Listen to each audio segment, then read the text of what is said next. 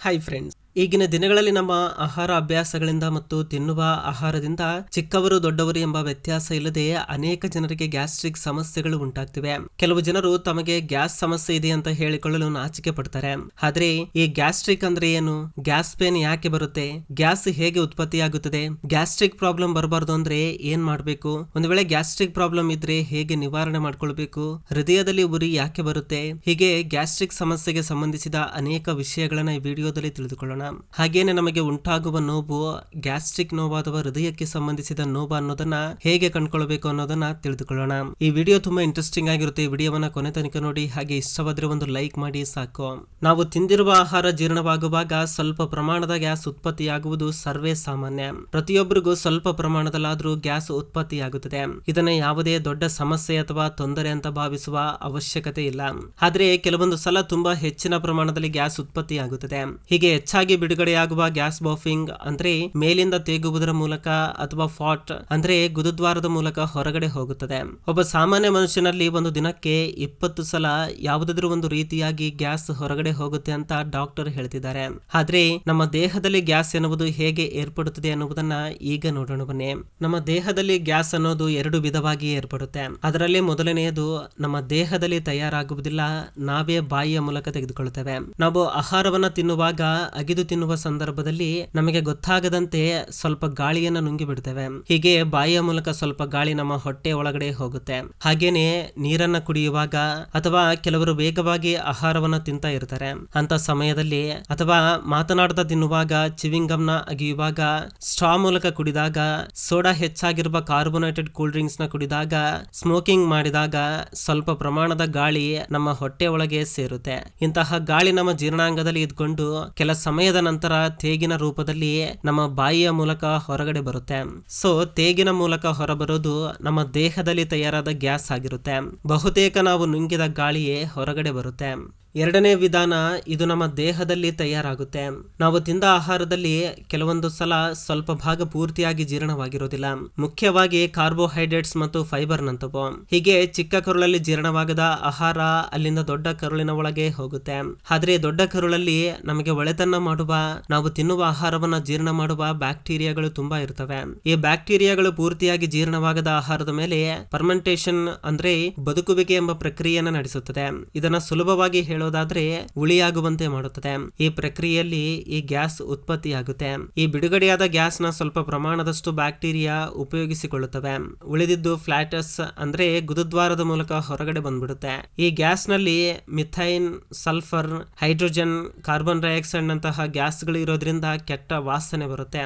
ಈಗ ಈ ಗ್ಯಾಸ್ಟ್ರಿಕ್ ಸಮಸ್ಯೆ ಹೆಚ್ಚಾದಾಗ ಕಾಣಿಸಿಕೊಳ್ಳುವ ಲಕ್ಷಣಗಳು ಏನು ಅನ್ನೋದನ್ನ ನೋಡೋಣ ಬನ್ನಿ. ಹೆಚ್ಚಾಗಿ ತೇಗು ಬರೋದು, ಪ್ಲಾಟಿಫಸ್ ಅಂದ್ರೆ ಗುದದ್ವಾರದ ಮೂಲಕ ಹೊರಗಡೆ ಬರೋದು, ಹೊಟ್ಟೆ ಹುಬ್ಬರವಾಗುವುದು, ಹೊಟ್ಟೆ ಸಾಮಾನ್ಯಕ್ಕಿಂತ ದೊಡ್ಡದಾಗಿ ಉಬ್ಬುವುದು, ಹೊಟ್ಟೆಯಲ್ಲಿ ನೋವು ಮತ್ತು ಹೊಟ್ಟೆಯಲ್ಲಿ ಬರುವ ನೋವು ಹೊಟ್ಟೆಯಲ್ಲಿ ಒಂದೊಂದು ಸಂದರ್ಭದಲ್ಲಿ ಒಂದೊಂದು ಭಾಗದಲ್ಲಿ ಬರುವುದು.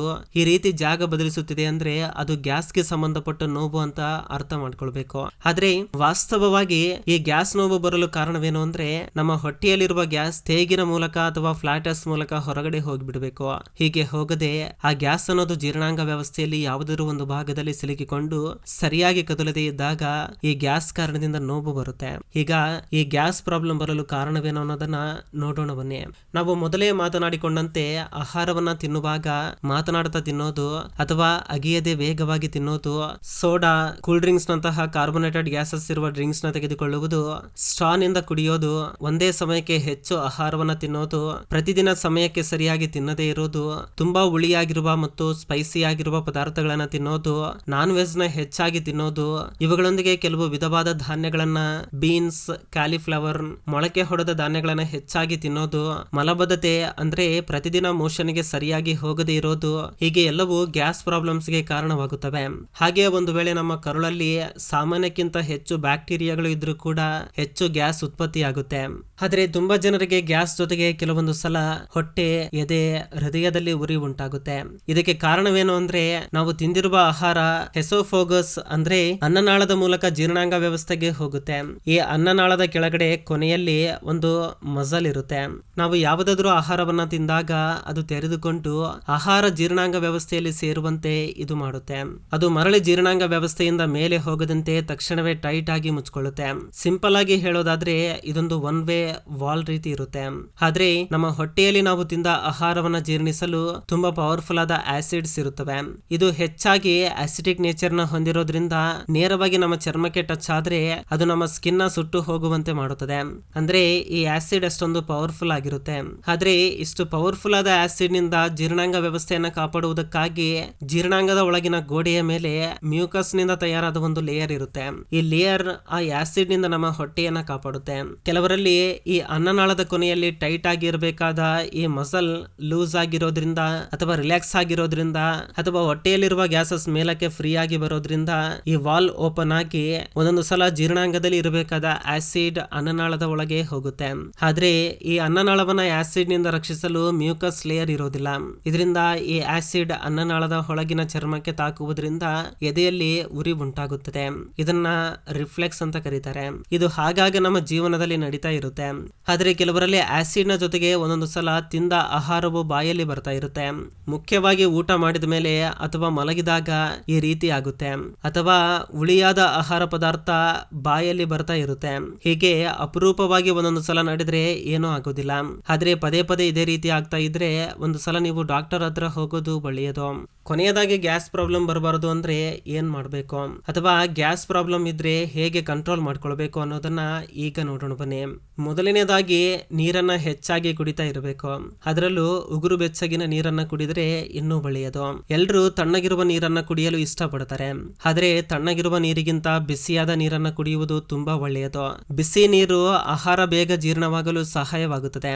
ಹಾಗೇನೆ ಕರುಳಲ್ಲಿ ಕದಲುವಿಕೆಯನ್ನ ಉತ್ತಮಗೊಳಿಸುತ್ತೆ. ಇದರಿಂದ ಮಲಬದ್ಧತೆ ಕಡಿಮೆಯಾಗುತ್ತದೆ. ಇಷ್ಟೇ ಅಲ್ಲದೆ ದೇಹದಲ್ಲಿರುವ ಟಾಕ್ಸಿನ್ಸ್ ನ ಕೂಡ ಕ್ಲೀನ್ ಮಾಡುತ್ತೆ. ಇದರಿಂದ ಸಾಧ್ಯವಾದಷ್ಟು ಉಗುರು ಬೆಚ್ಚಗಿನ ನೀರನ್ನ ಕುಡಿಯಲು ಪ್ರಯತ್ನಿಸಿ. ಸ್ಟ್ರಾ ನಿಂದ ಕುಡಿದಾಗ ಬಾಯಲ್ಲಿ ಹೆಚ್ಚು ಗಾಳಿ ಹೋಗುತ್ತೆ. ಹಾಗೇನೆ ಚಿವಿಂಗ್ ಗಮ್ ನ ಅಗಿಯುವುದರಿಂದ ಸ್ಮೋಕಿಂಗ್ ಮಾಡುವುದರಿಂದ ಗಾಳಿ ಒಳಗಡೆ ಹೋಗುತ್ತೆ. ಈ ಅಭ್ಯಾಸಗಳೇನಾದ್ರೂ ನಿಮಗೆ ಇದ್ರೆ ಇವುಗಳನ್ನ ತಕ್ಷಣವೇ ಕಡಿಮೆ ಮಾಡಿಕೊಳ್ಳಲು ಪ್ರಯತ್ನಿಸಿಕೊಳ್ಳಿ. ತುಂಬಾ ಜನರು ಫೋನ್ ಅಥವಾ ಟಿವಿಯನ್ನ ನೋಡ್ತಾ ತಿಂತಾ ಇರ್ತಾರೆ. ಅಥವಾ ಊಟ ಬಿಸಿಯಾಗಿದ್ದಾಗ ಬೇಗ ಬೇಗ ತಿನ್ನೋದ್ರಿಂದ ಸರಿಯಾಗಿ ಅಗಿಯುವುದಿಲ್ಲ. ನಾವು ಆಹಾರವನ್ನ ಅಗಿದು ತಿನ್ನೋದ್ರಿಂದ ಅರ್ಧದಷ್ಟು ಆಹಾರ ನಮ್ಮ ಬಾಯಿಯಲ್ಲೇ ಜೀರ್ಣವಾಗಿ ಬಿಡುತ್ತೆ. ಆದ್ರೆ ನಾವು ಅಗಿಯದೇ ಇದ್ರೆ ಅದರ ಭಾರವೆಲ್ಲ ಹೊಟ್ಟೆಯ ಮೇಲೆ ಬೀಳುತ್ತೆ. ಸರಿಯಾಗಿ ಜೀರ್ಣವಾಗದ ಆಹಾರದಿಂದ ಗ್ಯಾಸ್ ಉತ್ಪತ್ತಿಯಾಗುತ್ತದೆ. ಇದರಿಂದ ಆಹಾರವನ್ನ ಚೆನ್ನಾಗಿ ಅಗಿದು ತಿನ್ನಿ. ಹಾಗೇನೆ ತಿನ್ನುವಾಗ ಮಾತನಾಡುವುದನ್ನ ಕಡಿಮೆ ಮಾಡಿ. ಒಂದೇ ಸಲ ಹೆಚ್ಚು ಆಹಾರವನ್ನ ತಿನ್ಬೇಡಿ. ಇದರ ಬದಲಾಗಿ ಸ್ವಲ್ಪ ಸ್ವಲ್ಪ ಆಹಾರವನ್ನ ಹೆಚ್ಚು ಸಲ ತಿನ್ನಿ. ಒಂದೇ ಸಲ ಹೆಚ್ಚು ಆಹಾರವನ್ನ ತಿಂದ್ರೆ ನಾವು ತಿಂದ ಆಹಾರಕ್ಕೆ ಜೀರ್ಣಾಂಗದಲ್ಲಿ ಕದಲಲು ಆಗದೆ ಇಕ್ಕಟ್ಟಾಗಿರುತ್ತೆ. ಇದರಿಂದ ಆಹಾರ ಸರಿಯಾಗಿ ಜೀರ್ಣವಾಗುವುದಿಲ್ಲ. ಹೊಟ್ಟೆಯಲ್ಲಿ ಸ್ವಲ್ಪ ಖಾಲಿ ಜಾಗ ಇದ್ರೇನೆ ಸುಲಭವಾಗಿ ಜೀರ್ಣವಾಗುತ್ತೆ. ಗ್ಯಾಸ್ ಹೆಚ್ಚಾಗಿರುವ ಕಾರ್ಬೋನೇಟೆಡ್ ಡ್ರಿಂಕ್ಸ್ ನ, ಸ್ಪೈಸಿ ಫುಡ್ಸ್ ನ, ಜಂಕ್ ಫುಡ್ಸ್ ನ ತಿನ್ಬೇಡಿ. ಇವುಗಳನ್ನೆಲ್ಲ ತಿನ್ನಬಾರ್ದು ಅಂತ ನಮ್ಮೆಲ್ರಿಗೂ ಗೊತ್ತು. ತಿಂದ್ಮೇಲೆ ಹೊಟ್ಟೆಯಲ್ಲಿ ಎಷ್ಟು ತೊಂದರೆ ಆಗುತ್ತೆ ಅನ್ನೋದು ಕೂಡ ಗೊತ್ತು. ಆದ್ರೂ ಕೂಡ ನಾಲಿಗೆನ ಹತೋಟಿಯಲ್ಲಿ ಇಡಲು ಆಗದೆ ತಿಂದು ಬಿಡ್ತೇವೆ.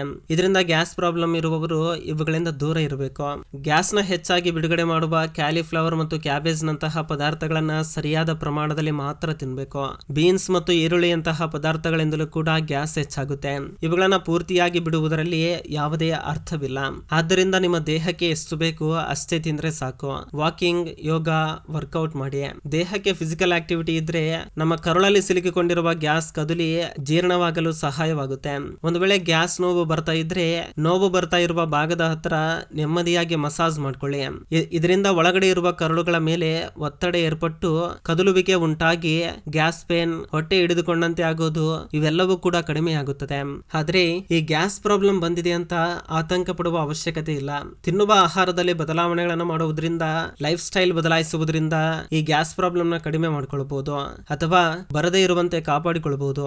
ಹಾಗಂತ ಗ್ಯಾಸ್ ಪೇನ್ ನಿರ್ಲಕ್ಷ್ಯ ಮಾಡಬಾರ್ದು. ಯಾಕಂದ್ರೆ ಕೆಲವೊಂದು ಸಲ ಈ ಗ್ಯಾಸ್ ಪೇನ್ ಹೃದಯಕ್ಕೆ ಹತ್ತಿರ ಬಂದಾಗ ಕೆಲವರು ಗ್ಯಾಸ್ ಪೇನ್ ಬಂದರೂ ಕೂಡ ಹೃದಯ ನೋವು ಅನ್ಕೊಂಡು ಆತಂಕ ಪಡ್ತಾರೆ. ಇನ್ನು ಕೆಲವರಿಗೆ ಅದು ಹೃದಯಕ್ಕೆ ಸಂಬಂಧಿಸಿದ ನೋವು ಆದ್ರೂ ಕೂಡ ಅದು ಗ್ಯಾಸ್ ಗ್ಯಾಸ್ ನೋವು ಅಂತ ನಿರ್ಲಕ್ಷ್ಯ ಪಡ್ತಾರೆ. ಇದು ನಮ್ಮ ಪ್ರಾಣಕ್ಕೇನೆ ಅಪಾಯ. ಆದ್ರೆ ಈ ಗ್ಯಾಸ್ ನೋವಿಗೆ ಹೃದಯದ ನೋವಿಗೆ ವ್ಯತ್ಯಾಸವನ್ನ ತಿಳಿದುಕೊಳ್ಳೋಣ. ಆದ್ರೆ ಈ ಗ್ಯಾಸ್ ನೋವಿಗೆ ಹೃದಯದ ನೋವಿಗೆ ವ್ಯತ್ಯಾಸವನ್ನ ತಿಳಿದುಕೊಳ್ಳಲು ಕೆಲವು ಸೂಚನೆಗಳಿವೆ. ಅವೇನಂದ್ರೆ, ಹೆಚ್ಚಾಗಿ ನಡೆದಾಡುವಾಗ, ಕೆಲಸ ಮಾಡುವ ಸಂದರ್ಭದಲ್ಲಿ ಎದೆಯಲ್ಲಿ ನೋವು ಕಾಣಿಸಿಕೊಂಡ್ರೆ ಅಥವಾ ಹೃದಯದ ನೋವಿನೊಂದಿಗೆ ದವಡೆ, ಕುತ್ತಿಗೆ, ಕೈಗಳು ಎಳೆದಂತಿರೋದು, ಹೃದಯ ವೇಗವಾಗಿ ಬಡಿದುಕೊಳ್ಳುವುದು, ಆಯಾಸವಾಗುವುದು, ಬೆವರು ಬರುವಂತಹ ಲಕ್ಷಣಗಳು ಕಾಣಿಸಿಕೊಂಡಲ್ಲಿ ಅದು ಹೃದಯಕ್ಕೆ ಸಂಬಂಧಿಸಿದ ನೋವು ಆಗಿರಬಹುದು. ಇದರಿಂದ ನಿಮಗೆ ತುಂಬಾ ತೊಂದರೆ ಆಗ್ತಾ ಇದ್ರೆ ತಕ್ಷಣವೇ ವೈದ್ಯರನ್ನ ಭೇಟಿ ಮಾಡುವುದು ಒಳ್ಳೆಯದು. ನಿಮ್ಮಲ್ಲಿ ಎಷ್ಟು ಜನ ಗ್ಯಾಸ್ಟ್ರಿಕ್ ಸಮಸ್ಯೆಯನ್ನು ಅನುಭವಿಸಿದ್ದೀರಾ ಕಮೆಂಟ್ ಮಾಡಿ ತಿಳಿಸಿ. ಇದು ಫ್ರೆಂಡ್ಸ್ ಈ ದಿನದ ವಿಡಿಯೋ. ಫ್ರೆಂಡ್ಸ್, ಈ ವಿಡಿಯೋದಿಂದ ಅಟ್ಲೀಸ್ಟ್ 1% ನಾಲೆಜ್ ಆದ್ರೂ ಸಿಕ್ಕಿದ್ರೆ ಈ ವಿಡಿಯೋಗೆ ಒಂದು ಲೈಕ್ ಮಾಡಿ, ಹಾಗೆ ನಿಮ್ಮ ಫ್ರೆಂಡ್ಸ್ಗೂ ಕೂಡ ಶೇರ್ ಮಾಡಿ, ಹಾಗೆ ನಮ್ಮ ಚಾನಲ್ಗೆ ಸಬ್ಸ್ಕ್ರೈಬ್ ಮಾಡಿಕೊಂಡು ಸಪೋರ್ಟ್ ಮಾಡಿ. ಕೊನೆ ತನಕ ನೋಡಿದಕ್ಕೆ ಥ್ಯಾಂಕ್ಸ್ ಫಾರ್ ವಾಚಿಂಗ್.